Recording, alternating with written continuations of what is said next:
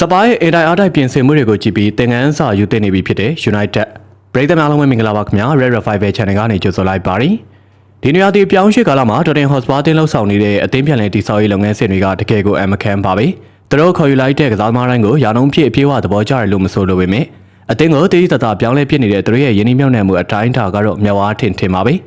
တပတ်မှာတော့နှစ်တိုင်းလိုအသင်းကိုပြန်လည်တည်ဆောက်နေပါရဆိုတဲ့စကားကိုသာထွန်းထွန်းကြဲကြဲပြောနေတတ်တဲ့ Manchester United အသင်းစီမှာအခုလိုကြဲကြဲပြဲပြဲနဲ့ထိရောက်တဲ့ပြင်ဆင်မှုမျိုးမမြင်တွေ့ရတာတော်တော်လေးကိုကြာနေခဲ့ပါပြီ။ဒါကြောင့်လည်းအသင်းပိုင်ရှင်သစ် Ineos အနေနဲ့အပြောင်းရွှေ့စက်ကမှအလုံးမင်းတတိထားပြီးတော့တွန်းဆုပ်နေတာတွေကိုရပ်တန်းကရပ်ဖို့အချိန်တန်နေပါပြီ။အသင်းတွေတကယ်လိုအပ်နေတဲ့ကစားသမားတွေကိုခေါ်ယူဖို့အတွက်ငွေကြေးသုံးစွဲရမှာဒီထက်ပိုပြီးတော့ရဲရင်ဖို့လိုအပ်နေပါပြီ။ဘာဖြစ်လို့လဲဆိုတော့ Premier League ကပြိုင်ဘက်အသင်းတွေက United အဆင့်အသင်းဖြစ်မဲ့အချိန်ကိုထိုင်ဆောက်နေကြမှာမဟုတ်လို့ပါပဲ။ပုံမှန်လေးတောင်းတရရင်ပြိုင်ဘက်အသင်းတွေကမိမိတို့အသင်းရဲ့လိုအပ်တဲ့နေရာတွေအတွက်ငွေကြေးရရသုံးစွဲပြီးတော့အင်အားဖြည့်တင်းနေချိန်မှာ